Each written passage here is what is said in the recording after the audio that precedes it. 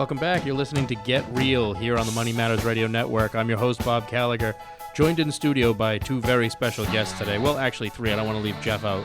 We've got Steve Morris and Doug McClure of Lair Realty in Boston. Welcome to the show, guys. Hey, Bob. Thanks for having us. We've also got Jeff Chalmers from Ross Mortgage in the studio with us as well. Thanks for having me in, Bob. So we're going to talk today about real estate trends in the Boston market. So why don't you guys enlighten us? You know, those of us out here in Central Mass or Metro West, tell us what's going on in the Boston market, because we just hear the craziness that, you know, you put a house on the market, slap a price on it, it's sold 5 seconds later.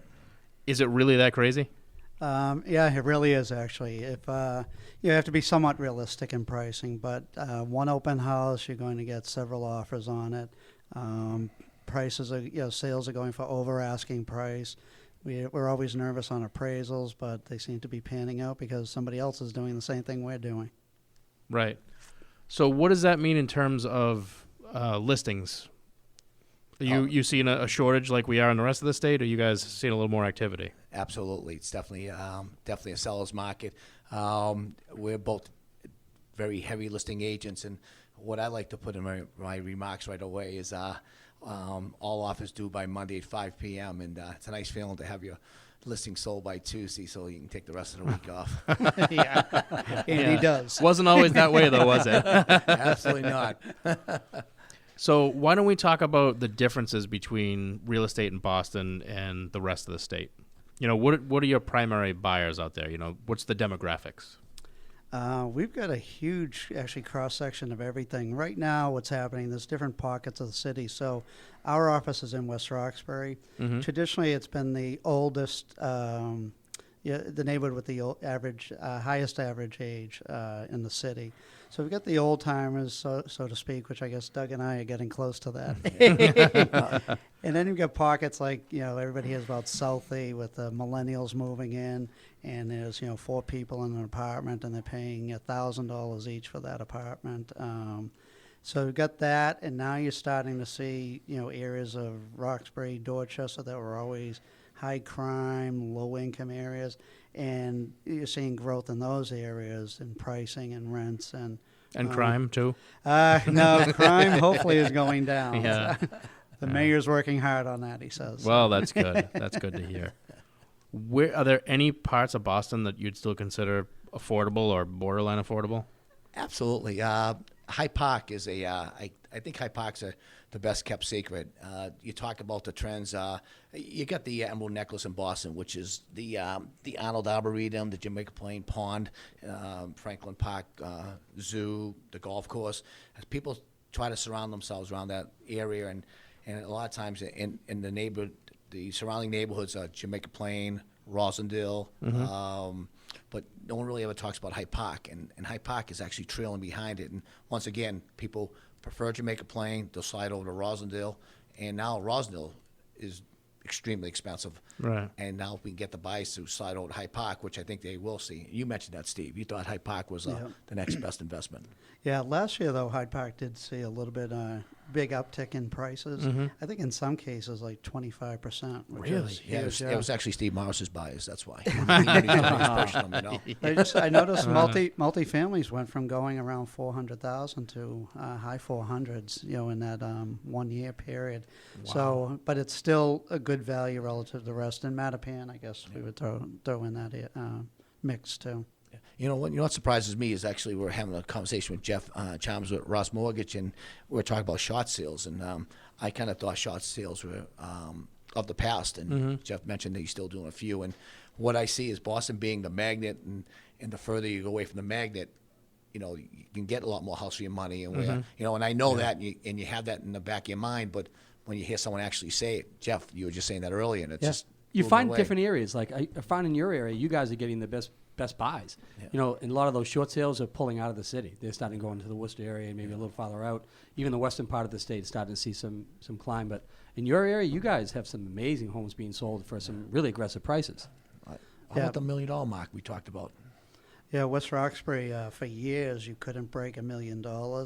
Actually, the last uptick, like in the 90s, where there was 2 houses that sold over $1 million. Mm-hmm. I think last year there was... And you probably could tell me which ones they were, too, right? Right. Yeah, everybody knew them. Everybody knew. Yeah. But it was a ceiling you couldn't hit. And this year, 2015, I think there was 9 of them, and there's already 3 on the market so far this year. So And what are you getting for $1 million in that area? that's actually not a Postage stamp. but Really? one just came on the market. Actually, had good square footage. About 3,700 square feet for 1.3 or 1.37, I think. it was. 3,700 square foot for the house or the lot? The house. All right, that's not that bad then. Well, actually, how big's the lot, Steve? But the lot's 37. 3,800. Yeah. It's not as big as Jeff's house, but, you know what I mean? So where do you see things going, through the rest of the year? Now we're coming into the spring market, things are heating up a little bit. You think you're going to see more people listing their house for sale? You know, it's funny you saying that about, traditionally you always had the spring and the fall market as the two stronger markets, and the holidays and the vacation times were the weaker markets. And you said there's going to be an uptick in the spring market. I think it's been an uptick throughout the year. I think the parity's there, Steve. Do you agree? Yeah, third and fourth quarter. Fourth quarter, I personally hope to sell a house, maybe 2 houses in any given month in November and December. And it had a very good November and December this year. Yeah. And the year before, the same thing. So I don't know if we're getting out of that traditional cycle of trying to get into the school year. And I think it's because we're now attracting this whole new generation of buyers that don't have kids, so that's not their concern. When they want to buy, they want to buy. Now, is it people that have had kids and they're empty nesters that are moving back into the city, or Absolutely. people that are okay? So it's not really the younger segment that's moving in. Oh, they're also too. Really? Well, that would Really? explain the prices then, wouldn't it? Absolutely. And you know what you see is you see the kids who I was teasing Jeff early about the cow tippers out in suburbia, but they're really enjoying the. I left the other one out, but we're just talking about the trends and where the kids really want to be that close to work. They're so used to. When they're renting, they're hopping on the commuter rail or walking to work. Well, that's what they want. Yeah. So when they buy, that's what's the closest T, Yeah. and can I ride my bike to work? So they don't want to drive for an hour and a half like the rest of us? Yeah, absolutely. They're a lot smarter than you, Bob. Yeah. That's why I don't work in Boston. You guys find there's a different mindset now. You get the leveraging of technology. You got fewer people wanting to actually see homes where they can do all their search right online. They still need to see the house, Okay. hopefully, because that's why we have a job. But the technology has certainly helped a lot. The buyers, by the time they come to Doug or myself, they're very educated, and they have to be, because they're going into. We talked about the high demand. They're going into open houses, and you got to think about it. They have 10 minutes to make a decision that could affect them for the next 30 years of their life. But it's a little misleading because they are doing all the groundwork beforehand. They're looking online. They've got a feel. They're talking to their friends. So as a broker, we have to be as educated or a bit more educated than them. But they're coming in knowing what they want. Now, are you still dealing with buyers that are stuck in the early part of this decade where they think they're going to go in and offer you 15% under asking price and still have a shot, or? That ship is sailed. Yeah. You got as Steve said earlier, you got the educated buyer, and we've both been in the business for quite some time. So when the web first, it was really everything was through the internet, and we're getting a little nervous. You realize that you prefer to deal with an educated buyer. Yes. And it's so much easier. And Jeff, on your end, on the you're dealing with the buyers. Yeah. What do you say? Yeah, we definitely see a lot more educated buyers. I mean, you guys are in the same boat as we are. You want to deal with someone who's got the knowledge and the experience, and the one that they find out, they want to deal with someone who has an understanding of the market. They want to deal with someone who's got the expertise and someone who's seasoned. They don't care to deal with someone who sounds like they know what they're talking about. They want someone who knows the marketplace, who's hyper local, knows the neighborhoods. And they've already done a lot of the research online, so by the time they get to you, they're asking real defined questions. Absolutely, I see that, and the reality is, it's easier on everybody. And guys like yourself, Jeff, I want to know. Sometimes being a listing agent, I want to know who's going to be on the other end. I know the buyer's been pre-approved. Yep. That's great, but and in your industry, sometimes the pre-approval is not worth anything. It could be a toilet paper away. It's true. Is that okay on radio? Yes, toilet paper's okay. Okay, toilet paper's okay. But if I deal with Jeff Chalmers from Ross Mortgage, I look at it and say, I'll say to my sellers, listen, we're competing offers, but however, I know the originator on the other end. He does a fantastic job. He's not telling me what I need to hear. He's actually doing his job, so he's stepping up. And right now, I've got this buyer and I got that buyer, but since I have a relationship with Jeff, I'm pushing this guy Right. or this person to make it work. And that's how you guys have built your reputation in your area. You guys are known as experienced guys with no fluff. It is, we're not going to sit there and waste your time about, do this and do to tell you what you want to hear. This is, it may hurt a little. The Band-Aid, you got to pull it off, but you know exactly where they stand. And the buyers like to have that. They want to deal with someone who's not going to BS them, who knows their marketplace, and who's going to talk to them straight. They do it, and you have to start the relationship that way right from the get-go. So. It's a big ticket item. Right. And what's your relationship been with, the millennials? Everybody's talking about millennials this, millennials that. They'll change everything. But we've found on our side of things that millennials still want local. They want experienced. They, it's like you just said, it's the biggest purchase you're probably ever going to make in your life.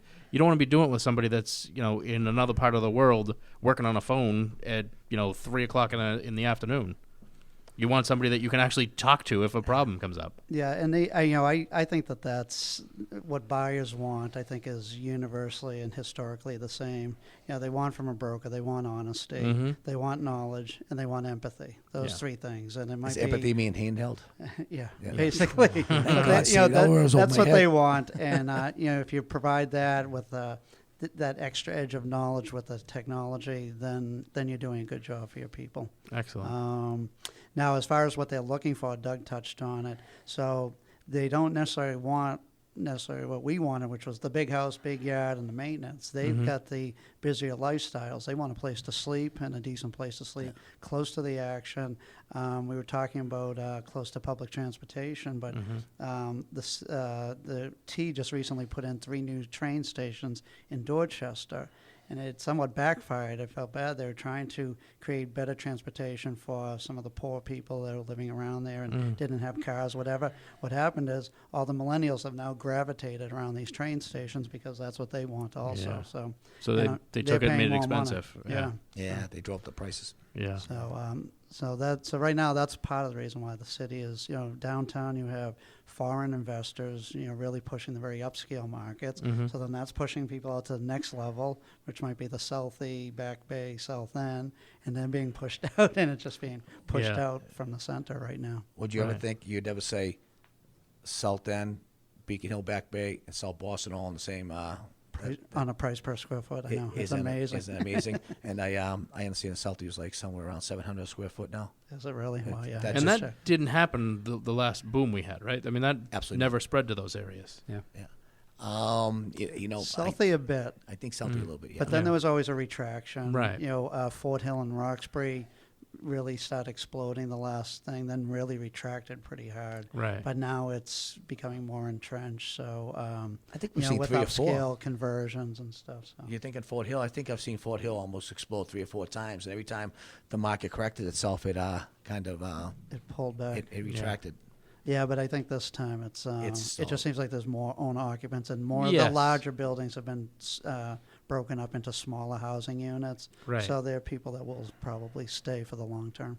Yeah, and that's one of the things that I've heard people use this term to distinguish what we're going through now as opposed to 05, 06, and what's driving the prices and the desire to buy real estate is need versus greed. Would you guys tend to agree with that? Yeah, I think so.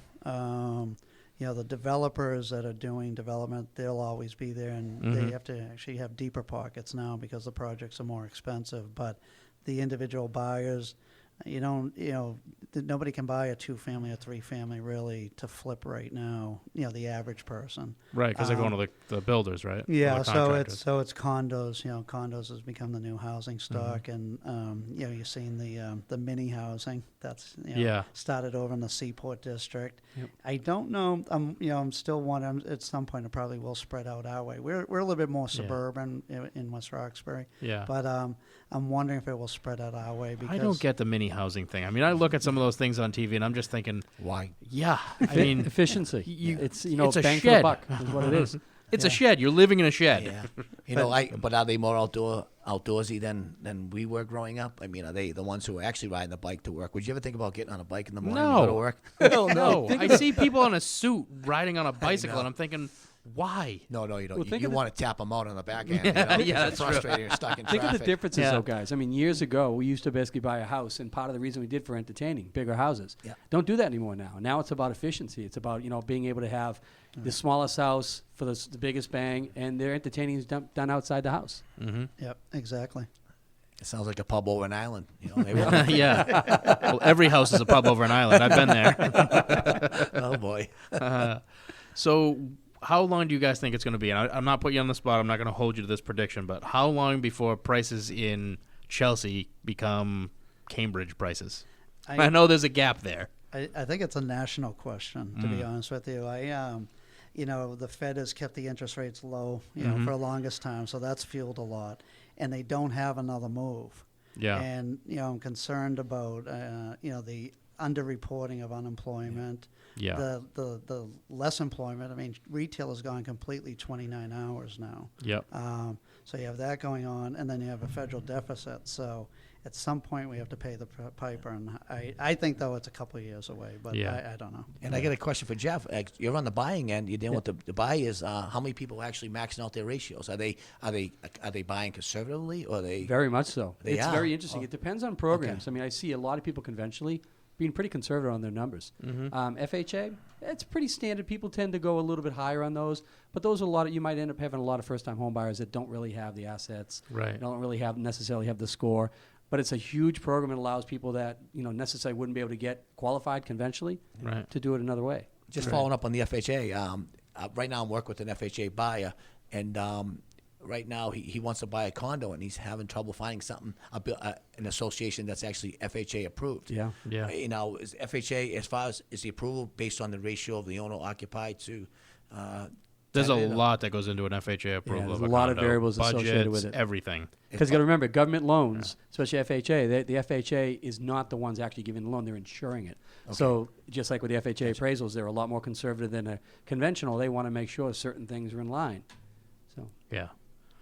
So I want to thank you guys for being on the show with us today. It's Steve Morris and Doug McClure of the Steve Doug team in Boston with Lair Realty. If you want to give them a call, if you're thinking about buying or selling anywhere in Boston all the way out to 495, you can reach them at 617-327-7500. That's going to do it for this segment. Stay tuned. We'll be back after this commercial break.